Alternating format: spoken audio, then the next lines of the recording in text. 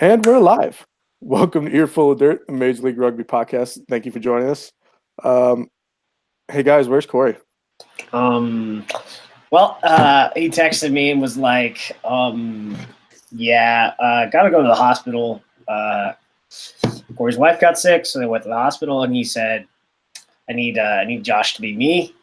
I know that he doesn't have a beard like me, but I need him to be me.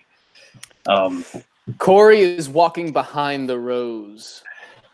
That's a really obscure '90s reference. I think because it's Iowa, he's probably got like his hands on the cart, and he's dragging the cart.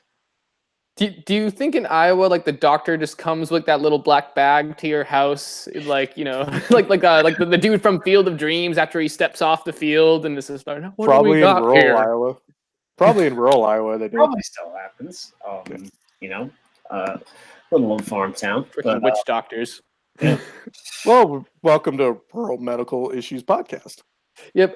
So by the way, that's two drinks. Not only was it an abundance of Iowa jokes, it was a tangent not related to rugby. So there you go. Well, we can add another one as Liam's cat decided to cause more issues this week.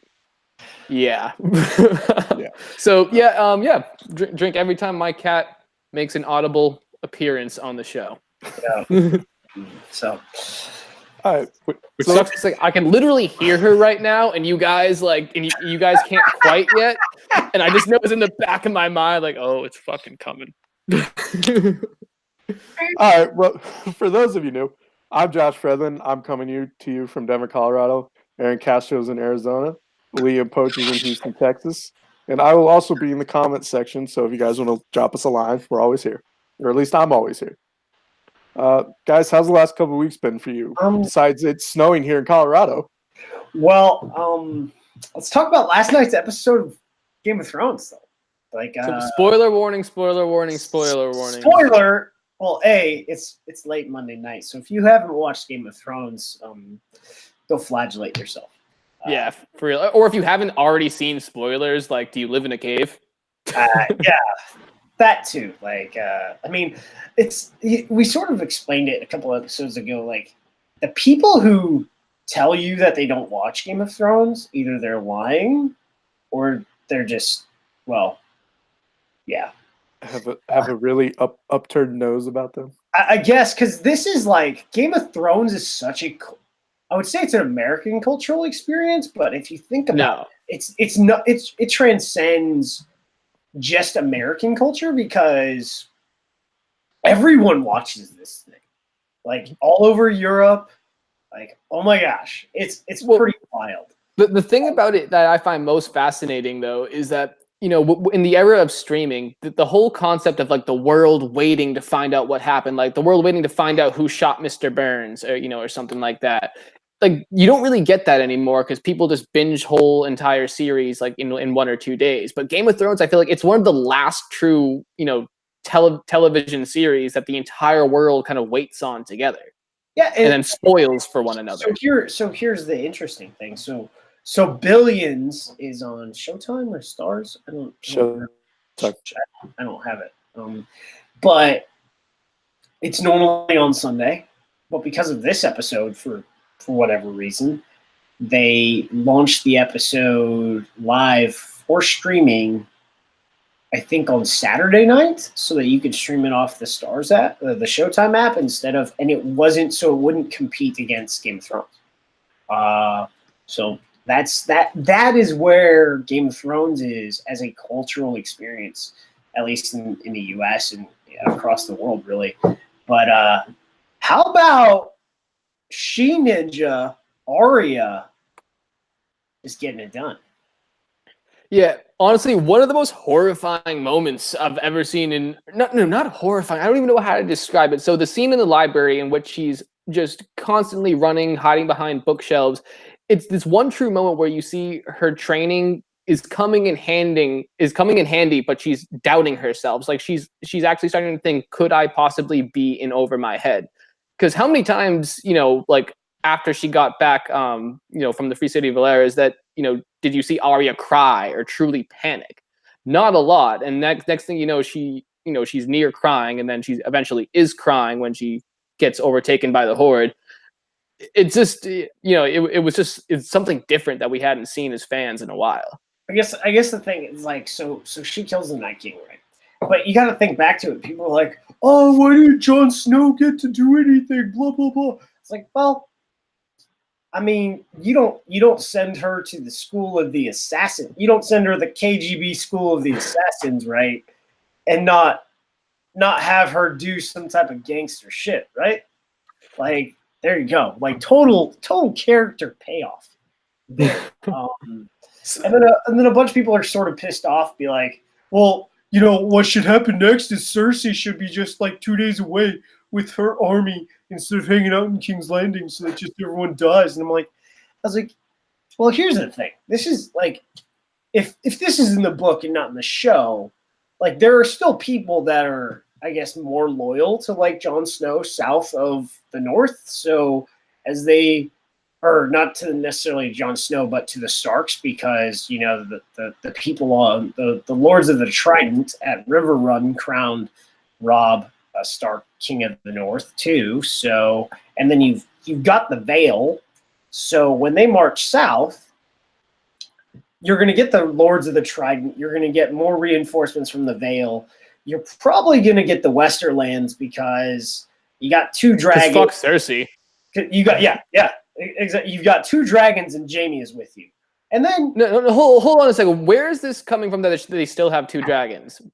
Two dragons are dead. Two dragons are dead. They are in the 2 dragons are flying in the trailer for the 4th episode.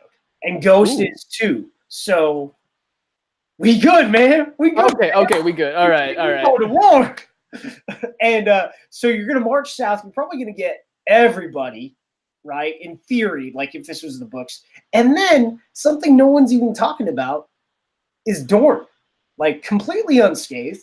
You probably got a 50,000 man army, like ready to come over the mountains. I want her to know it was me. Oh, don't even get me started about the Dawn, man. But no, it was me, man. So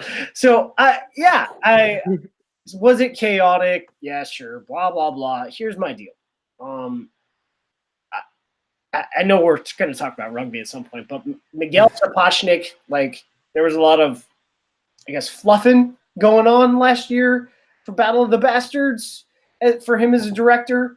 But I got to say, for how much money they spent on that episode and this episode and how many days it took to film, the tactics are garbage. Like, come on. Like, if you're going to spend 55 days straight filming this thing, can we get some decent, like, flushed out tactics? Like, they did part of it, but I mean, I guess I understand what they were trying to do. And with some small changes, it could have looked a lot better. But I think the changes I would want are not the changes most people are screaming about, if that makes any sense. I don't know.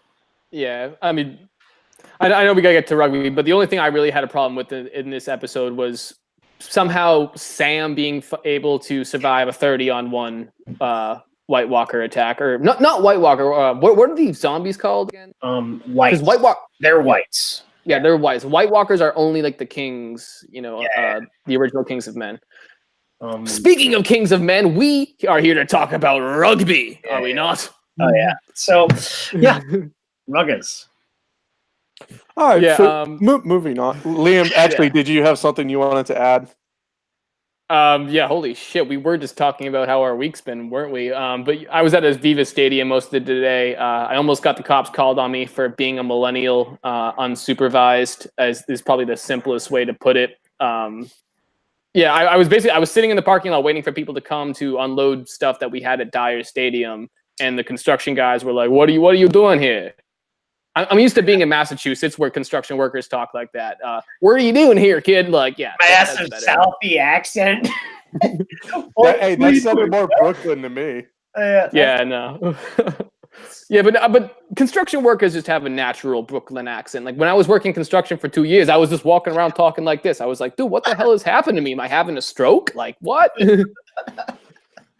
Mike Petrie, if you can give us a rating on Liam's Brooklyn accent, that'd be great. Yo, Trevor Cassidy, give Mike my number. I'll gladly. All right, for those new to the podcast, each Monday night we discuss news and rumors from Major League Rugby, the United States Professional Rugby Union. It's a chance to look at the issues, hear from the league, players, and team leadership, and check in with our friends from across the U.S. rugby scene. That said, Aaron, what do we talk about this week? So New York signed Basta. So the only thing that can make this signing good, the only thing, is if on July 4th, he is at the Nathan's Original Hot Dog Eating Contest, and it's him versus Joey Chestnut. Okay? Make it happen. Please. That dude, I mean, he's 6'2", 260. He's rapid. I mean, he's like Lasike with 40 extra pounds. Like, oof. It's kind of funny, like when you go on some of the European rugby pages, like on Facebook and Reddit and stuff, they're like, oh, I wonder how they got that signing, money sign. And I'm just like, y'all need to do some research on the league. I mean, it's not even a signing; it's a loan. It's a loan. Yeah. It's a 1-year loan type thing, and I don't think he's going to be a cap hit because it's going to be structured interestingly, but some people that are New York fans think he is going to be a cap hit. So I don't know. But however, they lost to the Raptors. I'm never locking a pick on Super Brew again on a Monday, ever. So Austin thumped in Utah. Toronto Arrows fly in the turbulence for the W at home, and San Diego is atop the Major League Rugby standings table. All right, so first up we have Rooney visiting Colorado, where they decided to lose at the last minute, 20-16. In an uncharacteristically slow game for Glendale, the Raptors were able to sneak it out in the end thanks to a late try by Chad London. Rooney was dealing with injuries, and this has caused some chemistry issues with the Roosters. Leo? Yeah. So one thing I thought about after this game was Glendale and Toronto just aren't gonna go away. And here's the I don't have anything personal against those teams or any of the coaches, but it's just you think that they were two highly hyped teams that kind of proved that the hype wasn't real, that they were going to be falling out of the playoffs, and then they're both just like, no, we're going to make it interesting.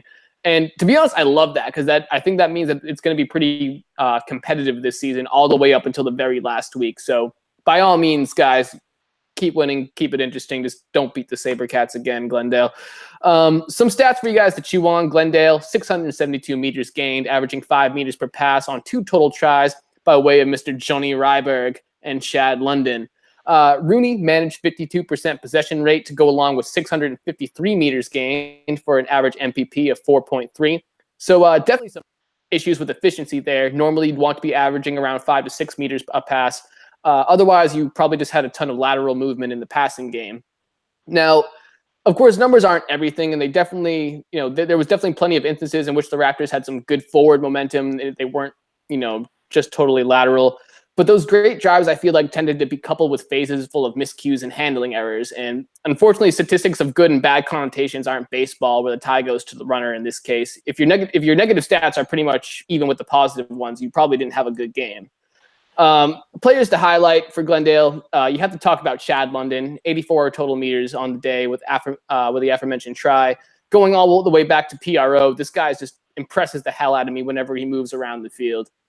For New York, there was a few guys I would have liked to highlight, despite it being a loss. But I got to go with Cahill Marsh, 74 total meters rushing in the game to go along with 214 kicking and 1 successful shot at the post.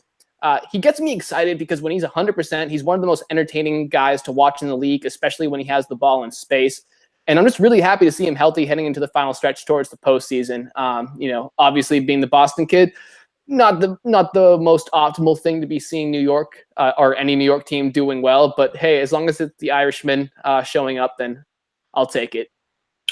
Well, he's not healthy. He's healthy enough to toss the rock crowd. Which is kind of why I specify when he's at 100%. You know, he's one of the most entertaining people. He was still he was moderately liberal. He was moderately limited. Yeah, I think. He will get there. He's not there yet. Otherwise, he would be kicking. He wouldn't have Connor Wallace-Sims kicking, which was interesting. He can kick with the ball in hand, but I don't think I've seen Connor Wallace-Sims kick sticks in like 5 years. So that was cool. So stupidly, we all made our picks on Monday night. Never doing that again. When I saw the roster for New York on that other show I work on Wednesday night, I had this feeling they would lose. And then the next day, the roster that they put out was even more different because of injuries or whatever. I don't know. But none of the combinations really that they used on Saturday had been used previously, even with guys on the bench. They hadn't really they haven't really built their depth. We knew that they had a talented roster, but over this period where they won a bunch of games, they didn't bring those guys in one game at a time to get them match time. And so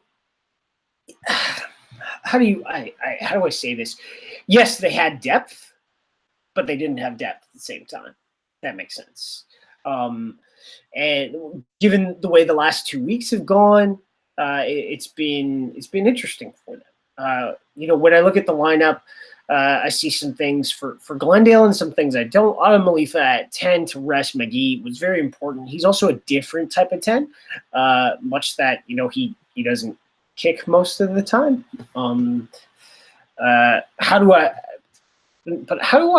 phrase this? So if Will starts this game and Otta comes off the bench, they don't win this game. Because of how it happened, the way Will McGee played in that last 15 minutes was a significant part of how they won with his ball distribution.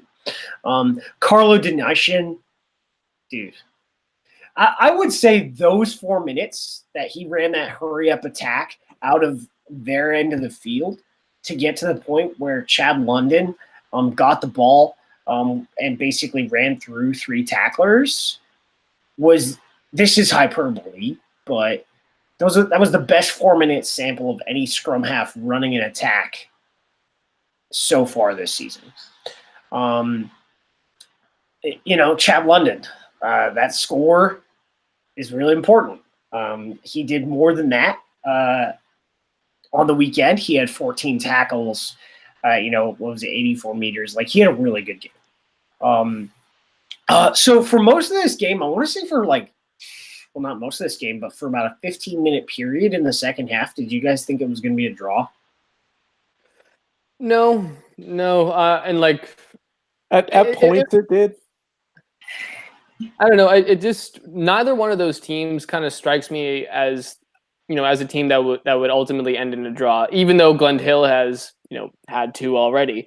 But it felt like something was going to give the entire game. So whether it was going to be a shot at the post or a Johnny Ryberg line break, So I want to. We'll get into. I should also say I never expect draws. I hate them so much that Well, they were tied for 10 to 15 minutes, and I guess it to was the 71st minute or something like that. Right? Commenter put in. This is sort of the kind of game I hate. All the tactical kicking. I want to see kicks in play, very attacking rugby, but it was just bunk, bunk, bunk, bunk.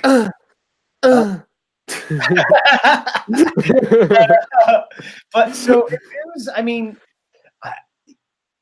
New York played a lot different earlier in the season. I want to say they played partial. I would say they played more front foot attacking rugby, and given who this roster was, I didn't think that they would be able to play this very tactical game and still achieve a victory. I sort of felt that that's what Mike Tolkien would lean on in his game plan, because he did that a lot with the Eagles. There was a lot of cross kicking when he was coach, and I was just like, I'm out of here, man. Like, I'm bored.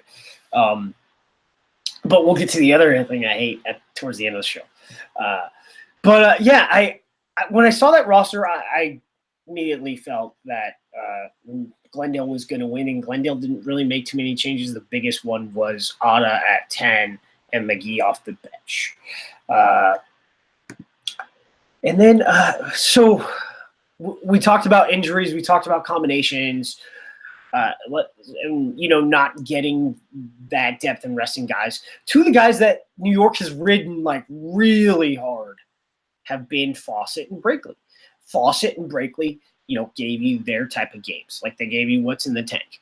And at the end of it, Mike Brown can play. Is he just on the roster because you need someone on the roster for this game and he's actually not fit to play? Like, if he's only going to be able to give you 10 minutes at best, is he a red player and not a yellow player?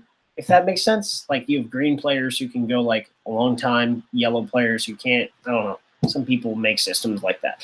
But is he able to go? Because if he's able to go, Fawcett, partially, there were 3 guys who missed Chad London. Dylan was one of them.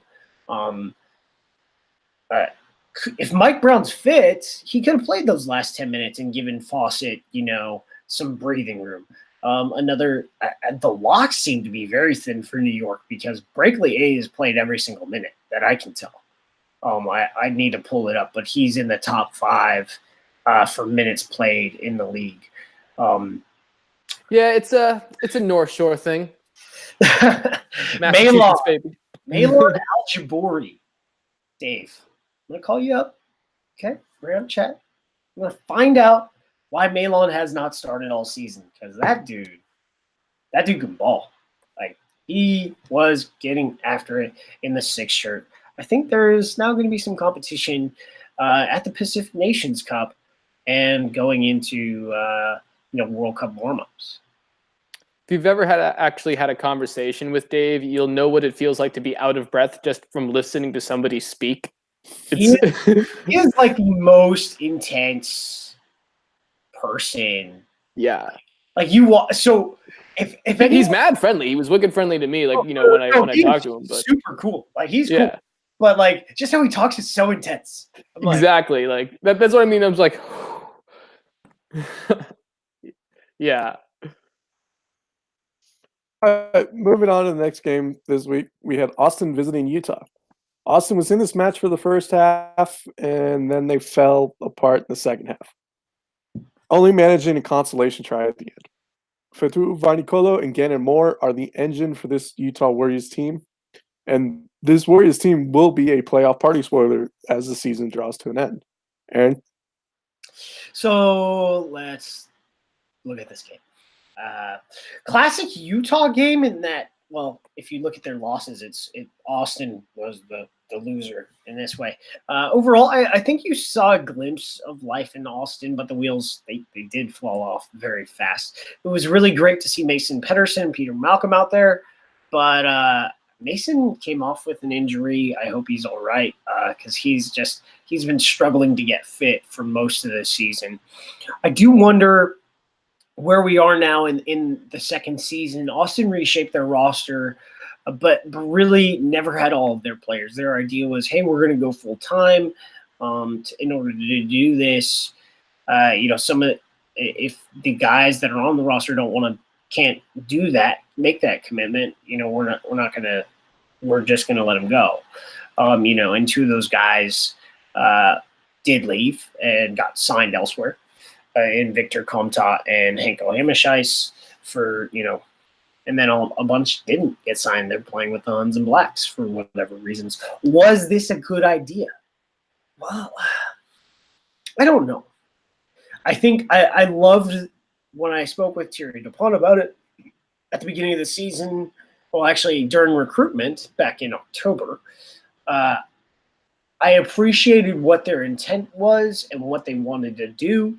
But because of visas being what they are, and because of injuries being what they are, they've never had like a consistent or big enough training group to get where they wanted to go.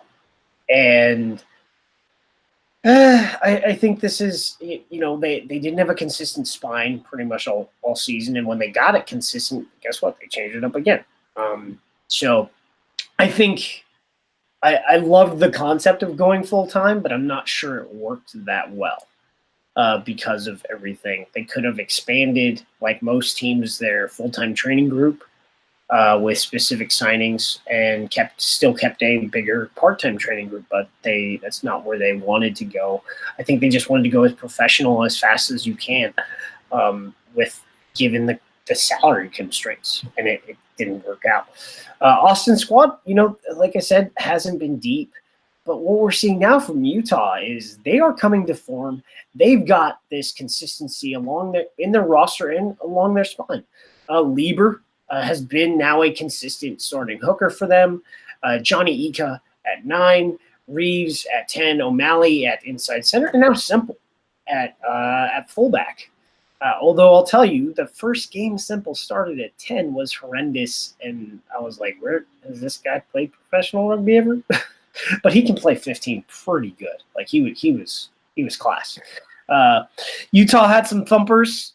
They always have their thumpers. That's just the way they are. And Austin couldn't match yet. Austin did play decently well. Like I said, what was different is that Utah played some good defense this time. They got the ball in good position. That's why they didn't run up a lot more yards. And that's also why the game sort of looks even. But their defense, like how many tackles they did to stop Austin was insane. But you hope it. Well, Austin is the contender for the wooden spoon, so you hope that Utah's defense can figure it out, because I think they're aiming for their spot in the standings at 7th, and if they spoil some people, they might get to 6th.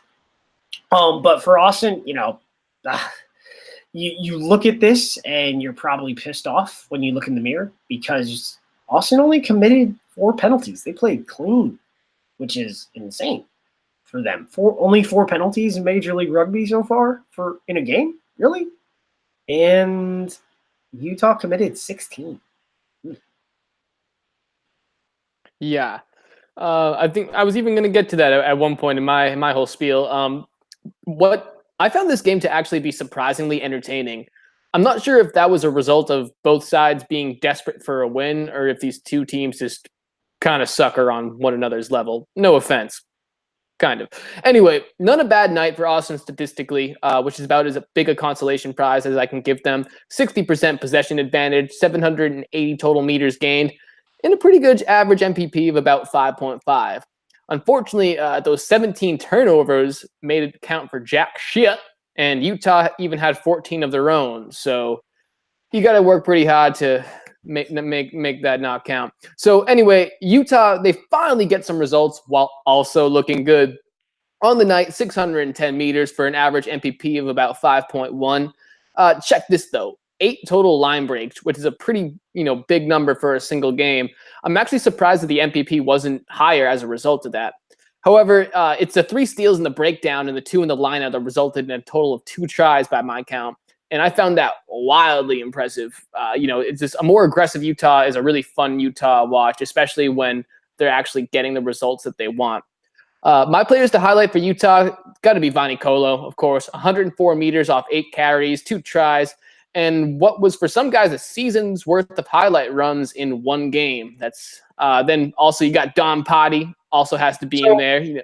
So on that try, I want to know how the tackle breaks are calculated, because what I would think of a tackle break, I would think he had 3 in that try that Vanikolo scored. Mm-hmm. Because there were 3 different junctures that people tried to tackle him. Sometimes I think it's a shove, is like a really close stiff arm, a broken tackle, is like a fingertip on the back of the jersey, a broken tackle. I guess there's a bunch of stuff you got to consider there, and also it's humans, not machines, I think, that are making these statistic reports. It's probably humans, because I haven't got the official SaberCat report in the frickin' Google Drive file yet. So that freaking sucks. Anyway, I was talking about Don Potty, not files that should be there that are not. 84 meters at slightly more than 10 meters a pop. Great night for Donnie P. So got to highlight there. For Austin, not a whole lot. Juan Pablo Aguirre Romero topped the rushing chart with 76 total meters, while Travis Larson, defensive machine, going 100% on 14 tackle attempts. And those are completed tackles as well. So like sometimes I think statistics on tackles get a little skewed because people are like, oh, well, you're only making a ton of tackles because, you suck and you're not on offense, which, to a degree is true. But I like looking at an individual player's completed tackle percentage, as opposed to their tackles attempted, simply because if you need to make a tackle, it's going to, that's on you as a player to complete the tackle, to use your form and your strength. So if he needs to attempt 14 tackles and he completes all of them, I found that to be pretty impressive. They should look at San Diego. Their tackle rate is very impressive for a team that is atop the standings. They do not allow teams to do anything. It's kind of amazing. Yeah, I fucking noticed. We'll get to that towards the end of it. But yeah. All right, so moving on to the next result, we have Toronto almost blanking the Seattle Seawolves 29-7. So, something, an arrow flies in the wind. Toronto controlled this match from beginning to end with the slight Seawolves detour in the 62nd minute.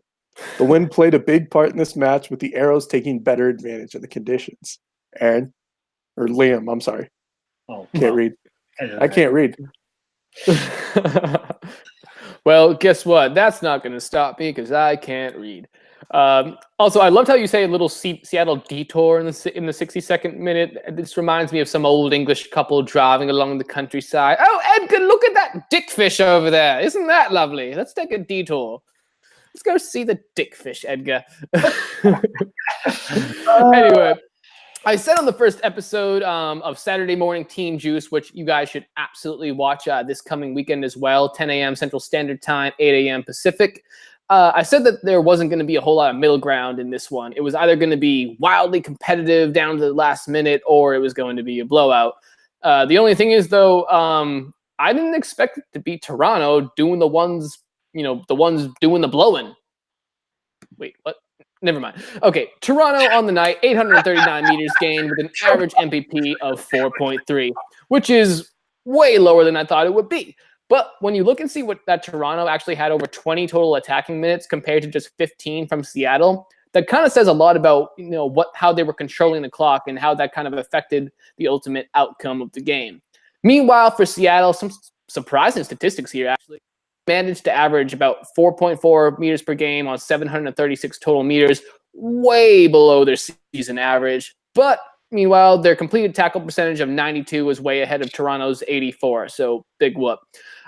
They were better in the quick ball. They committed less penalties, and they had 3 total steals between the line out and the breakdown. So, like Josh said, there was that little Seattle detour. There were some flashes of the normal Seattle, but there just wasn't jack in terms of production.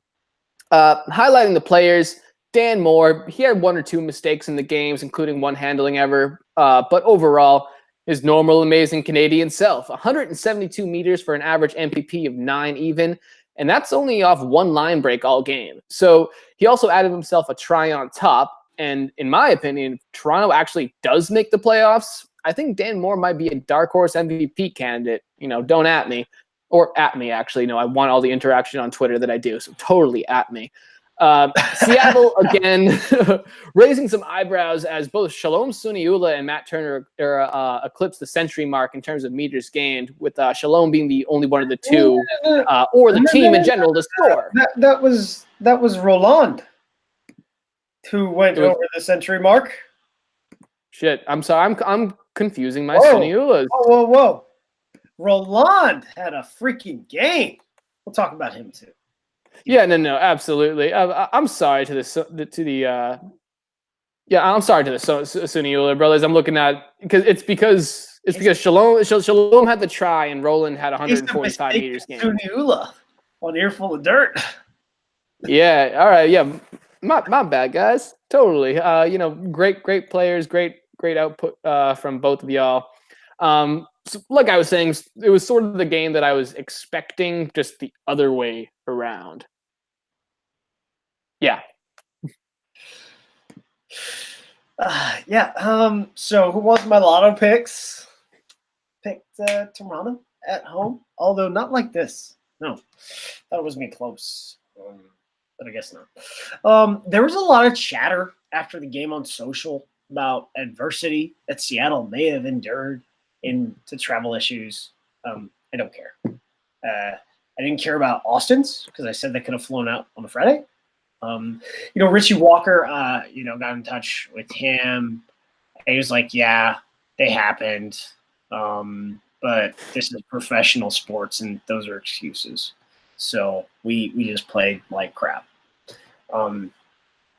If we want to, if we want to have a discussion on travel arrangements in Major League Rugby, should we? I will, without trying to step on too many toes.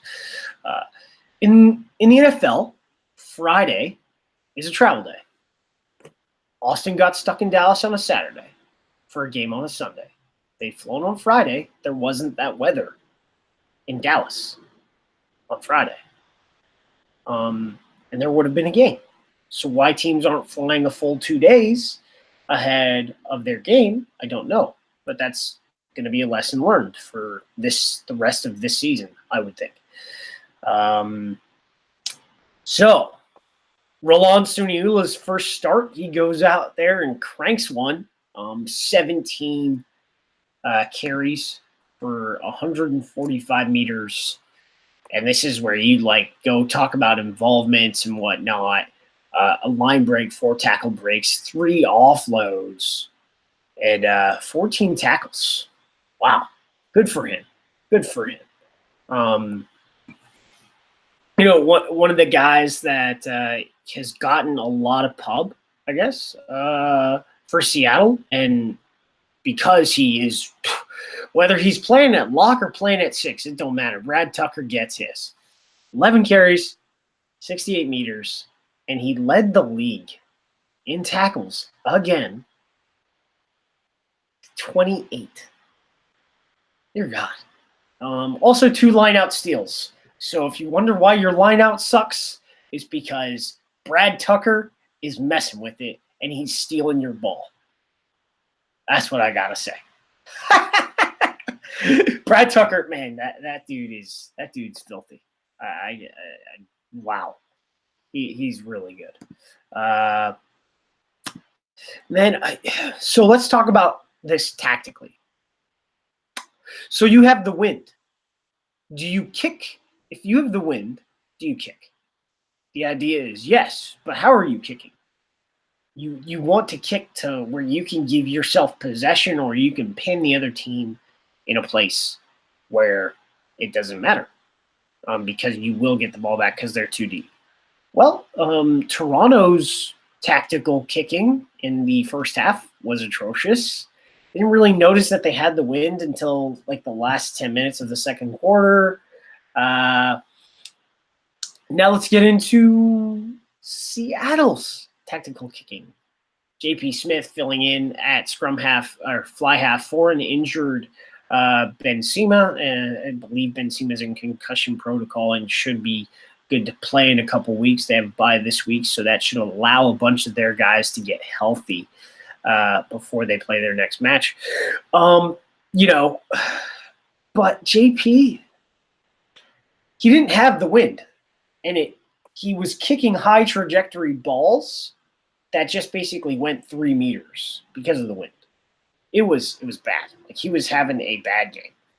And, he has used that kicking game at scrum half before, so it's not really a position-specific thing. This game was super tactical until sort of the last part of the game because there was only 1 try in the first half by Toronto. And then they just, in that last, 15 minutes, they shot the arrow, as the lady on the sideline said to Dan Moore. the passing. It's windy. Like, it was so windy. I mean, Liam, we can talk about the wind on the SaberCats match, but I would say it was just as bad. I was in an air-conditioned press box during the SaberCats match. I am not aware of any wind. Air conditioning. No humidity. We're good. But, Dude, I mean, sorry, just like I funny story. Like at one point during halftime, like I walked down to like the sideline, and I was talking to Turnbull, and my other friend Gabe on the team, and I was just kind of like like making fun of him. I was like, yeah, I'm enjoying my air conditioning. Turnbull's just like, oh, hey Pouchy, go get me a fucking water. I went and got him the water. Yeah, but so both teams, man, they couldn't pass for anything. And I know how much rucking sucks as much as scrimmaging, especially when you're doing it for fitness and practice. If you're a forward, because that happens, done that. It's actually good. It's actually good practice as long as you don't break anything. But hello, ball security. If every pass you throw that you're throwing a looping pass misses the target because it's windy and it's blowing the ball all over the place. Short pass, phase. Ball security. And, both teams couldn't figure that out until late in the second half. And, a few people played good defense for Seattle and some not so much. Really, that's how the cookie crumbled. Cookies. I didn't eat before the podcast. I'm like mad hungry right now. Totally might get some Jack in the Box after this. Well, Liam, since you spoke, it's time to move on to your favorite topic. How much did the SaberCats lose by this week? Fucking 21. Hey, I was right on the money at 20 points, and Corey sent us all an email, was like, hey, baby, San Diego by 35. How does that feel? I was like, Aaron, if you put all your chips on 20 and the roulette wheel ends up on 21, do you still get the money? Obviously not. But, when it comes to, hey, this is it's an inexact science. I commend you, my friend. If I picked on the line, I picked 20. You don't get paid unless they cover. So you got to cover. So they covered. They had 21 points. Thank you. All right. You got paid. Yeah, but to be fair, you'd only get like $1 out of it. That's true because they are the favorites. So they probably would have cost me, 50 cents. There was some dude who he bet on the Golden State Warriors. He bet like $600K on the Golden State Warriors to beat some shit team in the NBA, and he only won like $600. Because it was obviously the Warriors are going to win. But all right, so anyway, favorites money. This game between the Legion and Houston was just straight up fugly. Houston had their opportunities, but telegraphed them way too much, allowing the Legion to make their Tristan Blewett impression multiple times. This game got chippy towards the end, with Houston getting frustrated. Aaron? Well, I won't really talk about the chippiness. Other than that, gentlemen, I hope you kissed and made up at the social. So Nate Augsburger, Joe Peterson, Kenny Nazakeke, and Mike Teo. I'm just going to say that. And no, I'm actually going to talk about the game. So those are names, but how did it happen? Don't get me wrong. I love scrummaging. I love scrum talk. But scrums happen because of knockouts. There were 27 scrums in this game. As a casual viewer, that's like you. Personally, I like to see a rapid game. I like to see quick ball out of the ruck, whether it's to another phase or to out wide and to just run the game. 27 scrums is a lot. It's a lot. I would say that has to be the most scrums in a game this year. I'm pretty sure. So Pat Blair, props to him. Hasn't played hooker. Will probably practice hooker more than a week during the season. In the last 6 months, because he's been the 12th or 13th man in almost every HSBC 7 series tour stop. He's an Eagle hooker. So like he knows how to play, but man, he's third on the depth chart at hooker. We've seen him come off the bench at back row for the Legion already this season because they have a lot of they had two really good hookers, but they're both out injured. Dean Muir should be coming back pretty soon, and Capelli. I'm sorry, bro.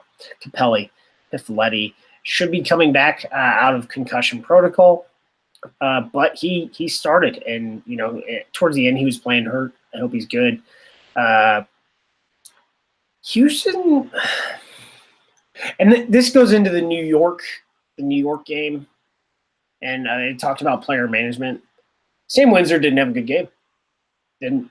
I mean, no shit. He would admit as much. I haven't talked to him about it, but he would say that. And guys, this is for anyone who's playing 80 minutes every week, because there are a ton of you. Riker Hatting, another one. There are a ton of dudes that play 80 minutes every week. Let your coach sub you out, please. Houston needs another 10. They have another 10. They haven't used him in 2 full seasons. Just saying. Or 2 almost full seasons. And we're talking, this other 10 is probably was billed at coming out of high school as like the next wonder kid at 10. Went down to New Zealand and just torched up, age grade club rugby when he was down there. And the kid in question still, a lot of people still have a really high opinion of him in rugby circles, both in both in Texas and abroad, especially because he's played with the Scottish U20s team before. He has international experience, so I mean, US U20s team. He was I think it was like U16s for Scotland. He was in Dubai with Scotland. That was U17s back in the day. It was literally a year ago. It was in Dubai. Like I talked to him like when he got home. Like interesting. Maybe he's saying to the United States that he wants to. He missed qualification for the USA U20s by a month. No, that guy, different guy. He was on the roster. Are you still talking about? Whatever. So moving forward, manage. We need player management, and don't let dudes play. I'll do the math later, but 16 games times 80 minutes, they're just gonna. Yeah. So guys who had good games, I thought Comta off the bench had a good game. Honestly, probably should be starting. In my opinion, he is a very handy player. Put on 20 more pounds, please. Please, he would be a monster. Malachi Asdale played, threatened. Wamba played well. Dion Mixell played well. Powerful athletes. They did have the ability. Overall, though, the Sabercats didn't really have the ability to create a lot of line breaks or tackle breaks because of what San Diego brings in intensity with their line speed. Like, that defense is kind of wild. Yeah. So don't even get me started on line speed, because unfortunately it's been one of the major problems with the Sabercats all season. It's getting better. It's just not where it needs to be, which is really disappointing because you have so many of the guys out on the back line who are just brimming with potential and talent. But anyway, I haven't got the stat report for this game. Not too happy about that, but hey, what are you going to do? I agree with Josh, rather, that this game got pretty fugly. San Diego had a multitude of penalties inside their own red zone, particularly in the scrum. Unfortunately, it was the aforementioned interceptions that drove the players, Fitzy, and myself totally crazy. Ask anybody who was probably sitting, just in front of the press box. They probably heard a couple muffled, I didn't ask anybody if they heard. I just kind of kept on. What? So did you've edited this game? Yeah. Yeah. So like, I guess that guy that was making. I couldn't. So someone said on the Reddit board, I was like, I wonder for the casual viewer if this keeps them engaged or makes them go away. Because I kind of thought it was hilarious. No, I did. No, wait, I definitely did not make it onto the broadcast. No, there was a dude like right next to the camera, cussing up a storm all game, game. Well, oh my gosh! They were also playing the uncensored version of some songs too. Well, yeah. So, but don't get me wrong. Our fans can get pretty intense, but overall, they're very fun people. Gotta love our Sabre fans. But anyway, as I was saying, unfortunately, it was the aforementioned interceptions, or pick fives, I guess you could say, as well as just a multitude of handling errors and losses in the breakdown during points where we were totally in scoring position. It's been a big issue for the Cats, just not capitalizing on clear opportunities when they're there. Houston only one score, in the first half by way of Dion Mikesell, who's doing a great job, by the way. He got his second try of the season in 3 games.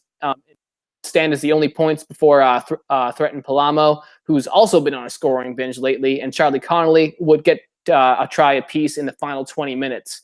I find it actually kind of funny. We played great rugby or decent rugby in the first 20 minutes, and then we played pretty good rugby in the final 20 minutes. So altogether, that's one half of pretty good rugby from the SaberCats. Just do it over 80 minutes, guys. You're so capable. I know every single one of the guys on the team is capable of playing great rugby over 80 minutes. It's just not happening. I loved watching Boyer in this one for San Diego. I feel like he just has like that innate shiftiness from his experience as a scrum half, but he also just has this weird ability to bully people when he carries. I think he's like the quintessential figure when it comes to, the point that people make that San Diego is such a well-balanced team. I think that's really, exemplified by the way he plays. All right, so we're going to move on to our picks from last week, or in my case, I will be reading Corey's picks. We had Glendale beating Rooney 20-16. Aaron, you picked New York by 5. Liam, you had New York by 7. And Corey had New York by 17. We suck! Yeah, that's pretty bad. All right, we had Utah beating Austin 35-17. Aaron, you had 35-19. Actually, there is a correction that's been submitted. So, yeah, that happens a lot at games. I've been noticing, dude. Is sometimes like the scoreboard people and the announcers they don't know the game of rugby, and so like they're not looking for like the flags to go up, after the conversion. So they're trying to rely on their eyes, and then lo and behold, because rugby balls get kicked from different angles on the field, sometimes it's not always entirely clear. I just if it made it in. I think I stopped watching the kicks and just look for flags. I would just like to bring up that's what I do when I edit. I'd like to bring up 2 points. Yeah. Whoever was running the production for the Toronto-Seattle game did not know the score, because after halftime it was 8-0 Seattle. Also, I know it's probably expensive, but we need that light system that got tested at the Sevens in Hong Kong and the Pro 14 is now using. So yeah. I saw that was cool. I mean, Wales is going to be all about it. Apparently, I don't know. Make your tri-posts funny. I mean, it's a gimmick that we could totally use. Really, I mean, why not? It's not that expensive. It might be worth it just to get people like, hey, you can't always especially for something like Toronto where you only have fans on the one side, they can't exactly see all the kicks. Like, hey, the kick goes through, flags go up, lights go on. Hey.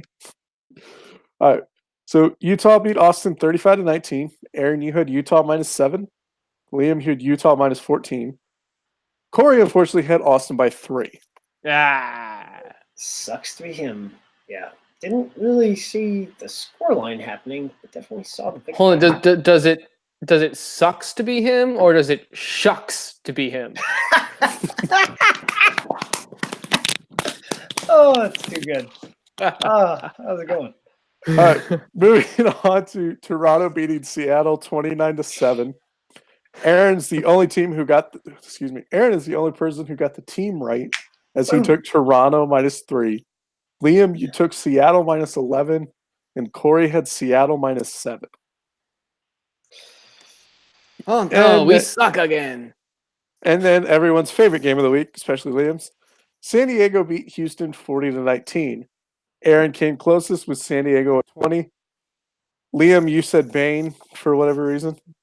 And Corey had San Diego -35. I was born from the darkness. It was sort of like Bane hitting a child. Yeah. You know, like you could almost hypothetically say that people asked me to stop picking Sabercat games at the office. All right, Aaron, you want to go over the standings so far? Oh my gosh, this is new hotness. So a game ahead of New Orleans, just to point that out for San Diego. So when NOLA plays this weekend, things may change.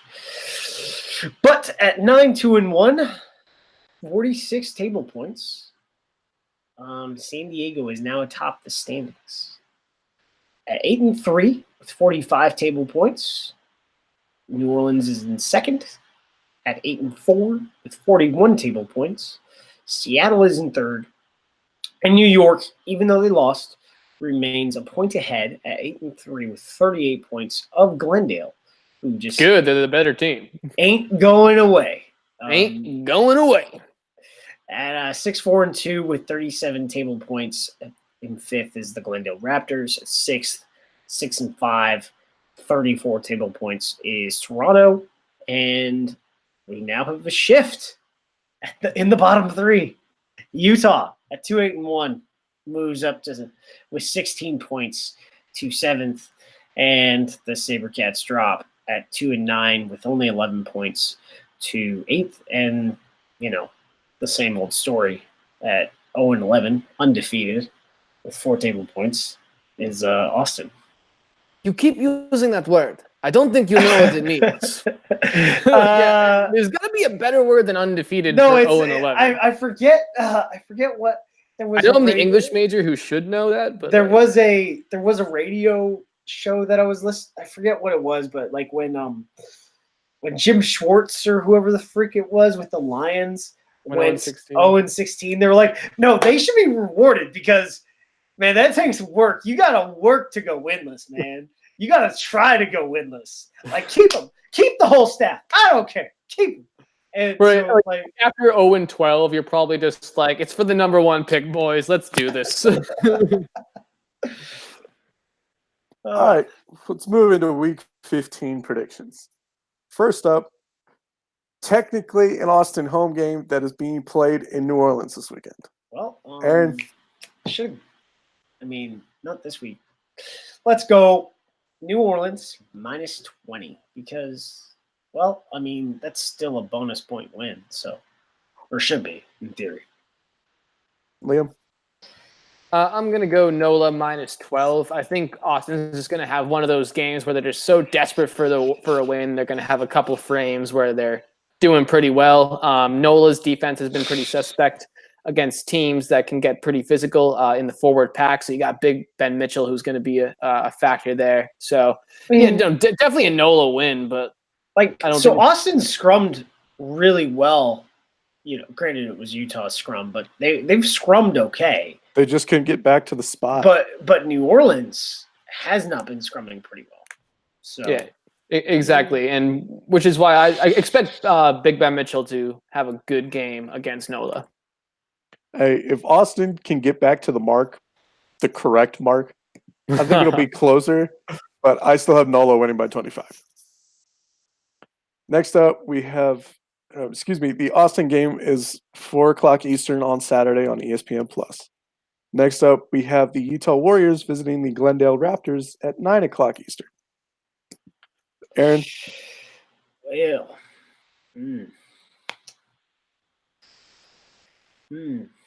Raptors by 10. Just I love how you pretend to think about it like it's not written on the script in front of you. It's like when you're staring at at the menu at a restaurant, but you're just gonna get the same thing you get every day, you fat piece of. Hey, we can't make it too obvious. I eat steak and broccoli every day. You took that back. You should probably change that to chicken and broccoli then.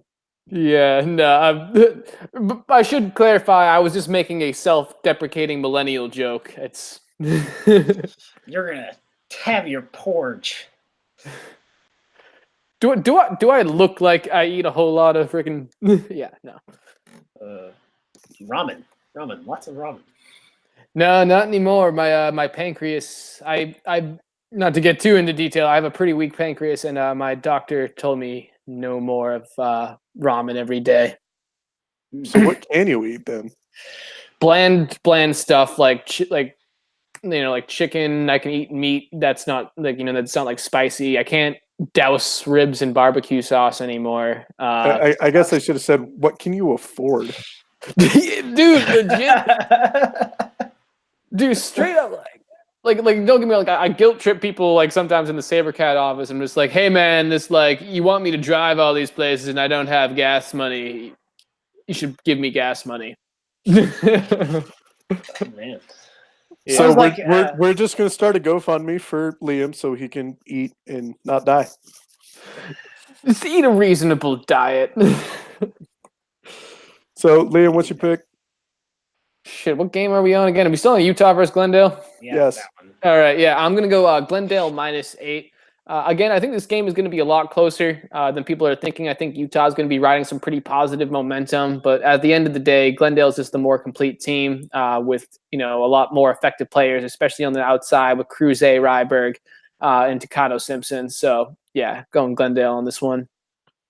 I'm going Glendale as well. I got them going -12. I think they'll remember the game in Utah where they struggled mightily until the last 20 minutes, and they'll try to make sure it doesn't happen again. And maybe Chad Goff will get another record-breaking try for a front rower. I don't think you can have a record-breaking try when you go 100 meters in regulation. Yeah. Yeah. Well, all right. True enough, but maybe they can knock it on into the try zone and he goes 102 or something. So, there you go. Yeah. I guess we'll make this pick and wait for Liam. So Sunday we have San Diego visiting the Toronto Arrows in the first game at Lamport Stadium. Aaron, you want to actually make an attendance prediction real quick? So San Diego -7. I think Toronto is going to play pretty good. Oh, you want attendance? Oh, because we're thumping them over the head with attendance. What's that, Lamport? I want to see them get 4,000. I mean, and I'm talking sold tickets, not like some Toronto Wolfpack. I give out 6 of my 9,000 tickets to people to hold. So I'm, they had good attendance this last weekend, a little over 2,100. Their first game at York Lions Field thing was standing room only 3,100 or just under 3,100. So they were doing pretty good marketing wise, and they don't have to fight the Wolfpack this weekend because, I don't think the Arrows people will say that they had to fight the Wolfpack, but the Wolfpack game was originally scheduled on Saturday, and they for some reason moved it to Sunday, and it was competing against the Arrows fixture, which apparently there are some Wolfpack season ticket holders who are also Arrows season ticket holders who chose the Wolfpack over the Arrows. Dude, I just love how not exciting league is, man. I just love how there's just no excitement in the breakdown. When I'm just trying to calm down after a long day, just put on some league, man. Hey, I relaxed to Aussie rules, so we're on different ends of the spectrum. Aussie rules is cool. I watch ASMR videos, man. We're all into weird stuff. All right, Liam, what's your pick? I am going to go San Diego -14 on this one. I agree with Aaron to an extent. I think Toronto is going to play well, especially with the momentum going into this one. Unfortunately, I think this is going to be the beginning of their fall out of postseason contention. The beginning of the season, I was totally on the Toronto train. I thought they were gonna, nearly run the table because that's what a bunch of people who were qualified to make predictions were telling me, and it just didn't happen. There's just something about like that road schedule that just got them too far behind, and just because they're at home, I don't think that's indicative of automatic wins as we saw in their home opener. So, San Diego gonna take this one, continue their march towards the postseason. I'm taking San Diego -3. Toronto came back and won when they were in San Diego, and I think San Diego has that ingrained in their mind. However, I think the travel and maybe some of the security precautions will catch up to them. So I'm still taking San Diego to win, just not that by that much. So San Diego -3. Then moving on to the CBS Sports Game of the Week. Liam, it's your team again. Mm-hmm. Got Houston facing the Roosters in New York, 5:00 Eastern at MCU Park. Well, Aaron, sucks to be them. Honestly, I mean, I'm picking New York -10, but given the way that New York played against the Raptors, trap game. You're gone for the head. So That's my pick. All right. So I originally had Rudy -27, and then Aaron brought to life the remembrance of no rosters yet. So I'm just going to go Rooney -12. It's my final answer. Hey, by the way, every time somebody says the New York Roosters or Rooney Roosters, it's the New York Cocks. That's that's it. What do you think you're fucking implying, dude? It's like we're the Rooster Boosters, Cock Boosters. Yes.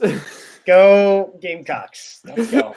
Just call it the Gamecocks, and then have a Gamecock fight in the basement under the stadium. Let's do it. Get all your ones out and your dice. You got to get that mahjong too. And then take the dead ones to the soup kitchen. Everyone can. It's a win-win situation. All right, now it's time for everyone's favorite segment, questions from Bob. All right, we always get this name wrong and we always butcher it, and I apologize. It's just Marius. Okay, Marius. It's just Marius. Mary Sirium. Because he's like, look at it. It's Marius. I mean, that's what I figured. It's like it's kind of tough to tell. It's the internet. I feel like if you pronounce it correctly, you might open up like some sort of unnatural portal. So we have 2 questions from Marius. Who is the scariest team from the bottom 3 to face the rest of the season? Utah. Yeah, gotta be. I'm honestly not just blowing smoke with this answer. I'm gonna say it's Houston. We have one of the best forward packs in the entire league, and we've already shown that there's going to be instances in terms like we came back from 21 down against Toronto. We had a 30-something freaking lead, against Glendale. Unfortunately, we have this tendency to fall off, in the second half. But I think if the game's going to come where we are able to string together a consistent 80 minutes, you could literally see a blowout in favor of the SaberCats. If we're firing on all cylinders, your scrum's not going to win, and we're going to make your line out look silly. But unfortunately, it's the details, it's the mistakes on the small details that absolutely kill us. And his second question is, who will hand San Diego their next loss? So New Orleans. That's got to be it because they play them twice in like 3 games. So New Orleans can score points, and no one else seems to be able to score points right now on San Diego. So that's my best shot. I mean, they are a little walking wounded, but they were walking wounded and put 40 points. Well, if Joe Peterson doesn't leave with an injury, it's like 60-7. Let's be real. Like that was the real change in this game. If they don't go undefeated, I'm going to agree with Aaron on this one. I'm going to say NOLA. Obviously, like I said before, NOLA's defense can be pretty suspect at times. But I think overall, like Aaron said, like they score points, and even though San Diego's pretty well balanced and both the top ranked team in the league, but both the top ranked defense in the league, obviously, points are what talks, baby. All right, moving on to Robert Gibbs 1. Do you think this weekend's big win is too little too late for the Arrows to sneak into a playoff spot? So not only do they need to win out with bonus points, they need some help. But if New York isn't healthy, they will fall out of the top 4. I don't see New York falling out of the top 4. I pretty much just see Toronto kind of pulling the air out of their boat. So let me add something to this real quick. I know some people thought there was a chance that one of the expansion teams, if not both, could make the playoffs. Is there a chance we miss it if both teams miss? Many misses, honestly. I think they're one of the most complete teams. I think if New York gets healthy, they'll be fine. If they are not healthy,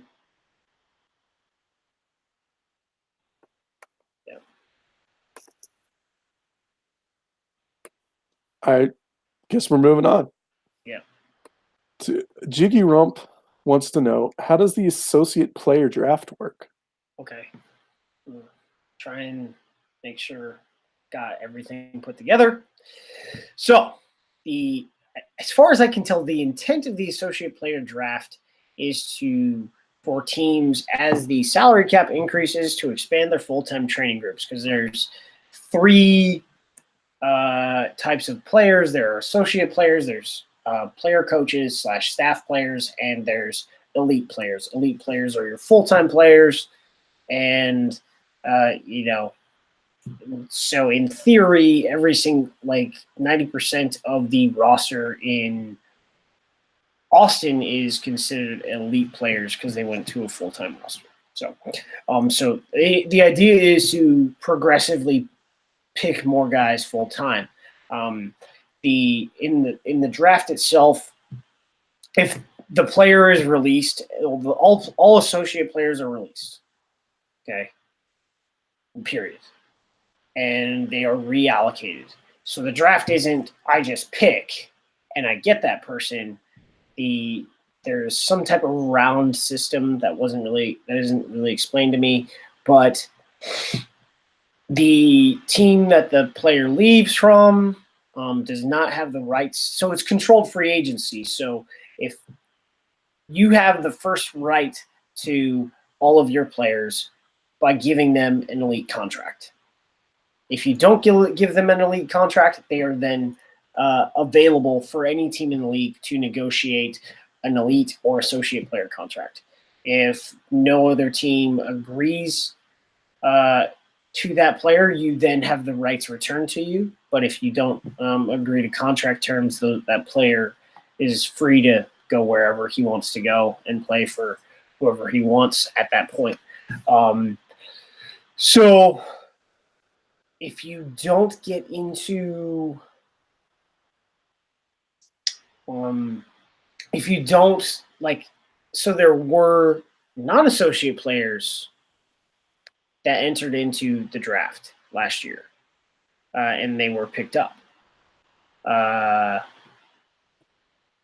You probably, for most of you probably know who they are. Henko Hamishais went up to Glendale. So if teams cannot agree to contract terms with their elite players, they are then also released and able to go into this controlled free agency draft system. I guess the closest example I can think of, almost like a fantasy football waiver wire. Yeah, that's probably the most similar you can get it to. So if there are players that had multiple teams courting them last year, the easiest one to look at is Cam Dolan. Was playing club rugby in the fall with Old Blue and is with New Orleans. So one of the teams had rights to him, and or he was an elite player last year, which he was an elite player. So he couldn't come into contract terms with San Diego, so he was the only real players that are straight free agents are people on elite player contracts, if that makes sense. But yeah, that's without going into any more detail. That's sort of how it works. And it's supposed to be in effect this season as well. Until the intent eventually is to move towards a new player draft from college players and somehow a controlled international draft, I think. I don't know about the international draft, but a lot of people I've talked to, they want to hold a new player draft from college guys and probably structure it so that you can feed in high school kids too. So there could be a rule that is similar to the NFL where you have to be 3 years out of high school. Or no, not similar to the NFL, but more similar to baseball, to where you have to you can be drafted out of high school. If you go to college, then you have to play 3 years of college baseball or college rugby, etc. I don't know when that would be effect. Like those discussions, at least to my knowledge, I've not been privy to, but there is some intent to move towards traditional American sports when it comes to a draft, because at some point you need to deal with player allocation. Obviously, it's going to be. I think there's going to be some similarities with the MLS draft because there are going to be academies over time. So if an academy player decides to go to college, there's probably going to be some controlled right structure to where the player can, by choice, like the MLS draft, go back to the team that he came out of the academy from, or he can enter by choice the MLR draft. Yeah, I've already stated my opinions on how a draft could work, and honestly, I'm just tired of the bickering on Reddit from guys who are just who just have the current system so ingrained in their heads that they're not willing to accept any other. Yeah, I don't understand why there is this public aversion to a draft. Outrage to a draft, because every single sport in America has a draft. It is how you control entry, but player slots are, once you get established as a league, you're going to need to control entry into the league for players, because you don't want one squad, and this is where you end up with like squad minimum and maximum squad level size, right? I think we figured out it needs to be more than 30. Yep. Just saying. So, yeah. All right. So one more question, and then we got 2 lightning round questions. All right, and then we'll wrap it up. So now that the RFU championship has concluded, are there any players that might join MLR teams that might be willing to take a few quick contract? The only ones that make sense right now are Nick Chavetta and Dino Waldron. They're both American, so they're likely candidates to come over. Some teams there's at least one team that needs a prop, and there's a bunch of teams that need a lock. Maybe Shane O'Leary, the Canadian international who plays for Nottingham. But if it's a U.S. team, they would have had to have been working on his visa like in January. So I really don't see non-U.S. guys parachuting in unless like their deals are for next year. Yeah. Yeah, Liam, you got anybody? I'm not as educated on the RFU championship to make an educated opinion. All right. Now it's time for the lightning round. From Nick Zaravia on YouTube, ESPN Plus and CBS are pretty solid broadcasters/streamers. What else can MLR do to make the games more accessible? MLR? I mean, are they not accessible? What more can be done to get more access, I guess? Like, I mean, maybe international content? Put them on platforms that are not a secondary payment. Like, I'm already paying for Hulu and Netflix and all that bull. Like, I remember there used to be a Watch ESPN app that was free for certain programs. Like, put it on something like that. I think it's the whole Flow aspect, even though Flow's prices are absolutely ridiculous, but there's so many games on ESPN Plus, and ESPN Plus, even though it's mad cheap, is still an extra payment that you need to make. And sometimes it's not about the amount that you need to pay. It's just nobody wants to actually take out their credit card and type in the freaking numbers. I think the first thing is this is an opinion, is no one gets to have streaming controlled at the local level. So that means we go back to what we had last year, which was all national broadcasts minus the CBS broadcasts are on ESPN Plus, because I can tell you that people hate the idea of going onto Facebook to watch games. We get lots of complaints on the show and on Reddit, and you see it on Twitter, on Facebook. Like, people do not like watching games on Facebook. If you were going to broadcast something live, it would need to be on YouTube, to be honest, rather than Facebook, because every single TV that you can buy today has a YouTube app, and you just click on it, and it does what it does. But I think one thing though, if you look at the indoor football league, the National Arena League, the the Arena Football League, all the other variations of arena football, as well as MLL and stuff like that, they all have YouTube channels. They all have YouTube channels where they broadcast games. So as far as accessibility overall, well, all the games, the replays are up on YouTube by the end of the week. Yeah, but that's the thing. They're replays. But I'm just saying, the games are as accessible as they can be. They are put up on YouTube. Replays you want live. First step is to get back to the single platform for national broadcasts, which is everything that's not a CBS linear game is on ESPN Plus. And once we've done that, then let's talk about opening more matches on to watch ESPN, so those things unlocked. Because guess what? There was a what was that there was a Pro 14 game on ESPN News this week. So it was if Dragons and Scarlets. If they're broadcasting that on ESPN News, it was supposed to be on ESPN2, but thank you, F1. It eventually moved back. Oh, it did? Yeah. So then at some point, they will put MLR on a main channel, so that is something to think about. And if you reduce the amount of platforms, because I think Glendale home games are on 9news.com. Yeah. Oh, and good luck finding the actual live link easily. That's pain. That thing's and painful. they're geo-blocked in the UK.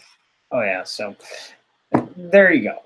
Lots of complaints from this year. I think the first step I want to do shout out to 9 News for carrying the game though. I mean, because it sounds like you weren't the first choice.